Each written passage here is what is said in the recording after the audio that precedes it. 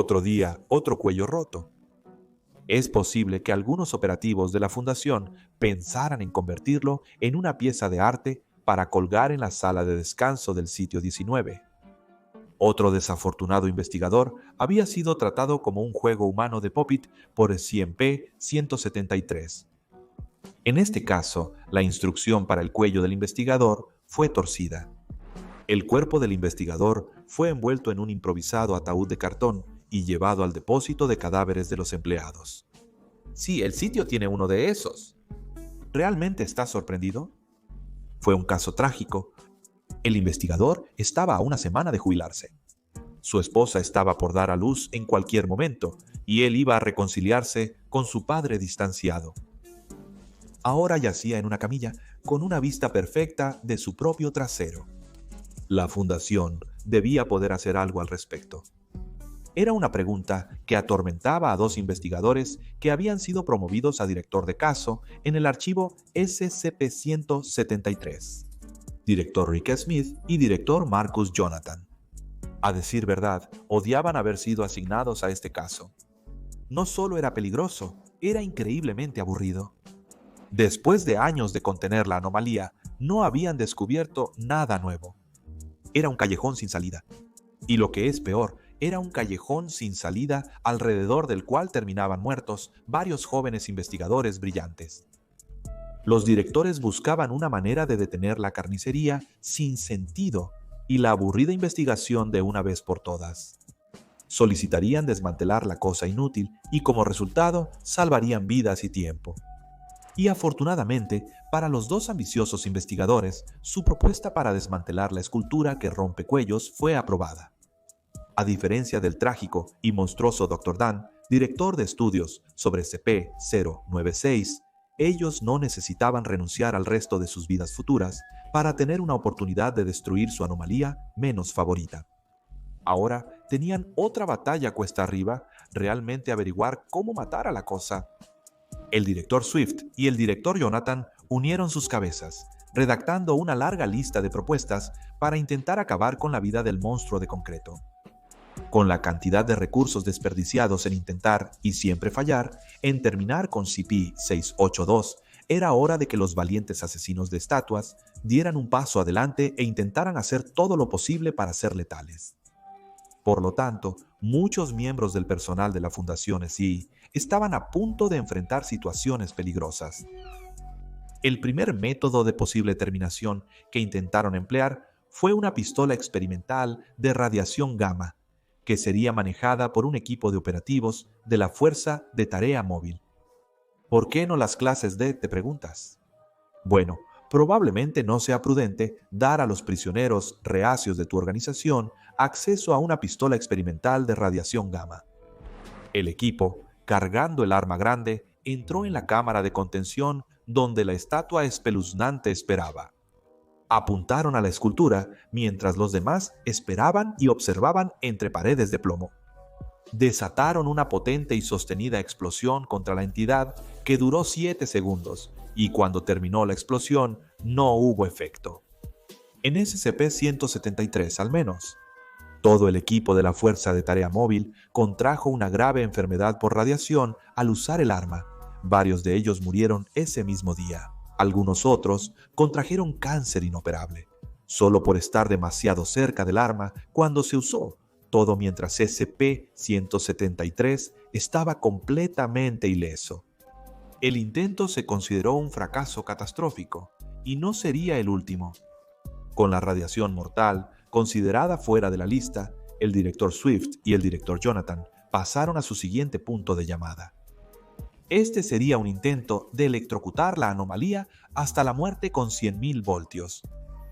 Como SCP-173 tenía un esqueleto de varilla de metal, sería conductivo, y si la criatura tenía alguna esencia vital debajo de su piel de concreto, quizás suficiente electricidad podría quemarla. El director supuso que había cierta lógica en eso. Esta vez se envió un equipo de clases D a la cámara con los cables relevantes y grandes pinzas de cocodrilo. Un equipo de guardias de la Fundación se quedó detrás de ellos solo para asegurarse de que la tarea se ejecutara correctamente. Esta vez, los riesgos potenciales parecían mucho menores que la extremadamente irresponsable prueba con la pistola de radiación en retrospectiva. Las pinzas de cocodrilo, conectadas a un potente generador fuera de la habitación, se adjuntaron a las piezas de varilla que sobresalían de SCP-173. Se encendió el generador y la electricidad recorrió el cuerpo del monstruo, haciendo que su metal brillara y chispeara, pero hubo un problema. Como consecuencia inesperada de la enorme descarga de electricidad, la bombilla de luz del techo explotó repentinamente, llenando la habitación de vidrio roto, mientras también la sumergía en la oscuridad. Esto provocó pánico en la sala de control, donde intentaron desesperadamente reactivar las luces auxiliares de la habitación. Lo hicieron, pero era demasiado tarde. Dentro de la habitación encontraron que SCP-173 estaba ileso, pero había quebrado el cuello de todos los Declas y guardias asignados allí. Ahora estaba solo rodeado de cadáveres. Genial. Por supuesto, antes de tomar métodos aún más arriesgados y esotéricos, el dúo de directores en conflicto probó los otros elementos. La habitación estaba repleta de agua para probar si la criatura podía ahogarse. Después de una hora sumergido, se drenó la habitación y se envió a un D-Class adentro. Y en el segundo en que el D-Class parpadeó, fue encontrado en el suelo con el cuello roto. Parecía que la escultura no necesitaba aire para sobrevivir. ¿Pero qué pasa con el calor? Esa era otra pregunta. Varios operativos de la Fundación entraron a la sala con potentes lanzallamas, bañando la asesina pieza de arte moderno en fuego purificador. Se instruyó a los hombres que siguieran disparando hasta que sus tanques estuvieran vacíos. Y eso fue exactamente lo que hicieron. Hasta que una terrible explosión consumió la sala.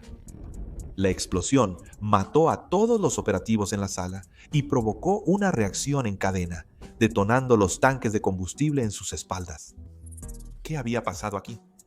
Según los investigadores, el fuego reaccionó espectacularmente con las cantidades excesivas de pintura en aerosol Krylon, altamente inflamable.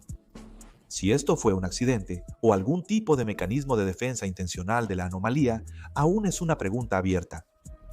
Fue volver a la mesa de dibujo para el director Swift y el director Jonathan, con mucho dinero y dolor humano ya gastado en el esfuerzo de terminación hasta ahora infructuoso. También se consideró el uso de armas de fuego. Se envió a un grupo blindado de la Fuerza de Tarea Móvil armados con ametralladoras ligeras a la sala y se les ordenó disparar contra la mortal escultura. ¿Puedes adivinar cómo salió mal esto? Las balas rebotaron en los componentes metálicos de la estatua y luego en las paredes a prueba de balas alrededor.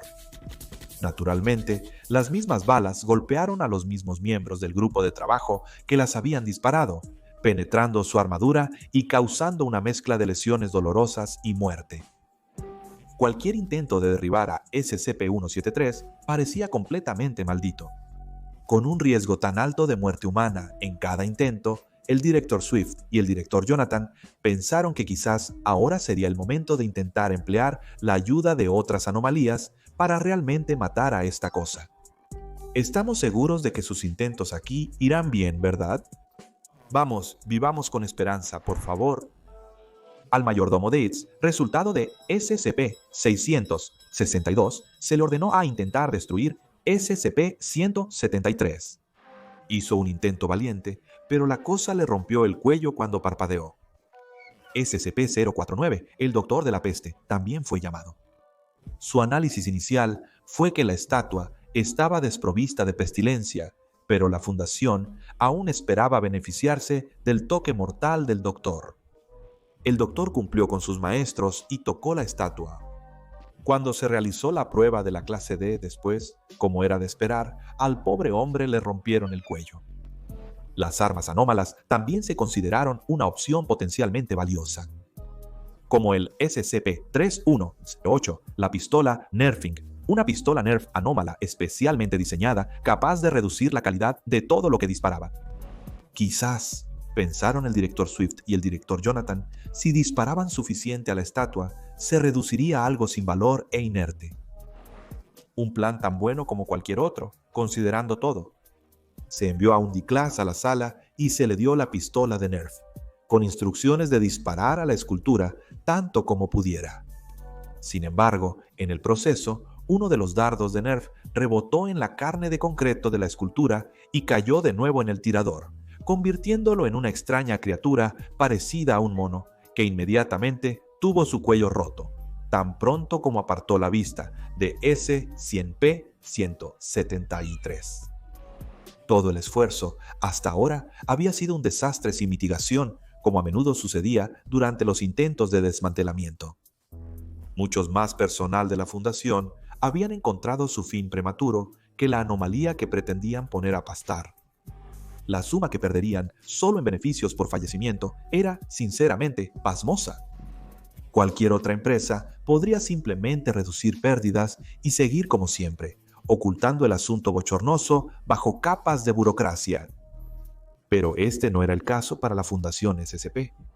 Pueden haber sido inmunes a bestias de pesadilla y grupos de interés que deforman la realidad, pero lo mejor de nosotros no eran inmunes a la falacia del costo hundido.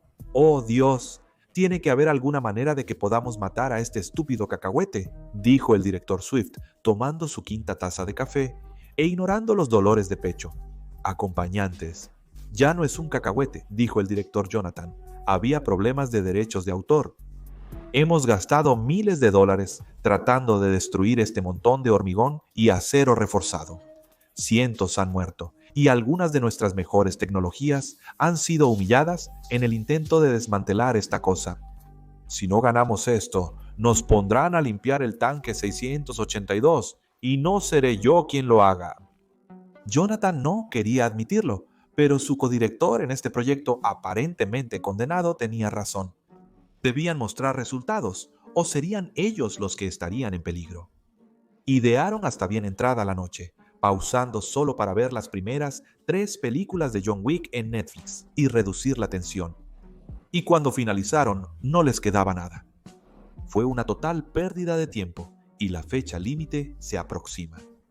Su desesperación alcanzó un punto crítico cuando el sol comenzó a salir, sabiendo que sus supervisores pronto querrían ver algunos resultados.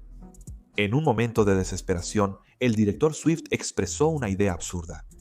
¿Y si escogemos a un empleado completamente prescindible y lo enviamos allí para golpear esa estupidez con un martillo demoledor?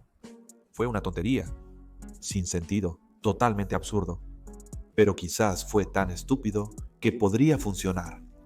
Se elaboró una propuesta apresuradamente, con muchas manchas de café aún en el papel, y se presentó al resto de la administración del sitio, lo que causó muchas cejas levantadas, pero en este punto estaban dispuestos a probar cualquier cosa. El agente Smith fue seleccionado para esta misión muy especial, tomando un martillo y entrando en la sala donde yacía la diabólica escultura, muy probablemente a su propia muerte por rotura de cuello. El agente Smith no cumplía con el tiempo necesario en la fundación para calificar al beneficio por muerte, por lo que solo arriesgarían el costo de reemplazarlo. Los directores Swift y Jonathan observaban desde la sala de control al desafortunado agente entrar arrastrando el martillo. Todo estaba en juego y todo se uniría en un último golpe decisivo. Crujido. Por una vez, no era el sonido de las vértebras del valiente agente siendo destrozadas. No, era el sonido de un martillo neumático golpeando el viejo concreto, destrozando un pedazo de la cabeza de la escultura. Una telaraña de grietas se extendió por la superficie del cuerpo del monstruo, mientras una lluvia de polvo de concreto descendía desde el lugar del golpe del martillo. Los directores Swift y Johnson estaban asombrados. ¿Esto realmente estaba funcionando? El agente Smith se secó el sudor de la frente y exhaló. Ni siquiera tenía el permiso para saber lo que estaba destrozando con una herramienta indiferente de Home Depot, o que muchos de sus superiores lo consideraban un hombre muerto en vida. En muchos aspectos, era un agente de la fundación de nivel bajo ideal. No cuestionaba las órdenes recibidas. Vine a balancear el martillo. Así lo hizo. Tomó el martillo nuevamente y lo balanceó. Crunch, crunch, crunch. Para asombro de los directores que lo enviaron a la guarida del león, El agente Smith siguió balanceándose, destrozando pedazo tras pedazo de concreto, lejos del esqueleto de varilla del monstruo. Un icor maloliente de sangre vieja y excremento humano llenó la habitación. La escultura había adquirido el hábito de ensuciar su cámara de contención durante sus décadas de encarcelamiento por la Fundación. Crujido, crujido, crujido. Cada balanceo e impacto pesado revelaba más de la varilla doblada y el lodo asqueroso. El suelo se llenaba poco a poco de pedazos de concreto roto y sucio. El agente Smith, sin saberlo, estaba asesinando a una de las entidades más infames y peligrosas que la Fundación había conocido. Incluso sus monstruos más aterradores, como el chico tímido y el reptil difícil de destruir, se sentían cohibidos a su alrededor. Pero no el agente Smith. Con los movimientos robóticos y diligentes de un trabajador dedicado, destrozó el resto de la estatua hasta que fue un montón de escombros, sangre y suciedad en el suelo, unidos de manera laxa por una red de varillas de metal. Y entre todo eso, había un pequeño recipiente de metal en el suelo, deslustrado por años en el concreto. Smith se agachó y lo recogió, abriendo cuidadosamente la tapa. No había nada más que un pequeño pedazo de papel adentro, con algo escrito en él. El agente Smith lo leyó cuidadosamente y la prueba terminó. El 500 director Swift y el 500 director Jonathan estaban seguros de que podían reclasificar la escultura como S100P173, 500 y cambiar su clase de contención a neutralizada.